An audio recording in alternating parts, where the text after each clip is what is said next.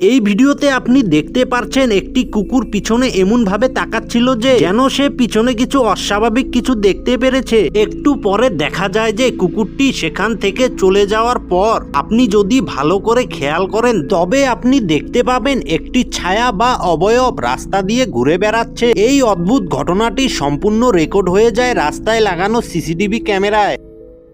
বন্ধুরা, পুরাতন স্কুল কিংবা বন্ধ হয়ে যাওয়া স্কুলে একা থাকা বা একা অবস্থান করা কোনোভাবেই উচিত না। যদি এমনটি করে থাকেন তাহলে আপনার সাথেও এরকমটি ঘটতে পারে। এখানে একটি ছেলে তার স্কুল বন্ধ থাকাকালীন সময়ে কিছু ডকুমেন্টারি তৈরি করার জন্য একাই তার স্কুল রুমে যায় এবং ক্যামেরার মাধ্যমে বিভিন্ন রুমের ভিডিও করতে থাকে। কিন্তু হঠাৎ সে যা দেখতে পায় তার জন্য সে একদমই প্রস্তুত ছিল না। সে দেখতে পায় স্কুল বেঞ্চের পিছনে কিছু একটা বসে রয়েছে, যেটিকে দেখে স্বাভাবিক মনে হচ্ছিল না। ভিডিওটির সম্পর্কে জানা যায় যে এই ক্লাসরুমে একজন দত্তরিত দেহ ঝুলন্ত অবস্থায় পাওয়া গিয়েছিল।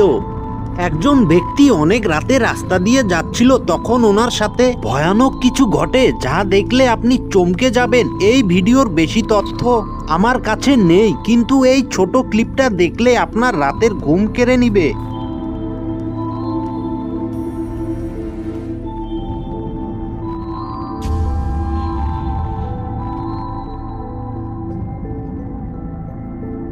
কেউ জানে না এই মহিলাটি কে, কেনই বা উনি এইভাবে লোকটির দিকে তাকায়। আপনাদের কি মনে হয়? আপনাদের মতামত অবশ্যই কমেন্ট করে জানাবেন।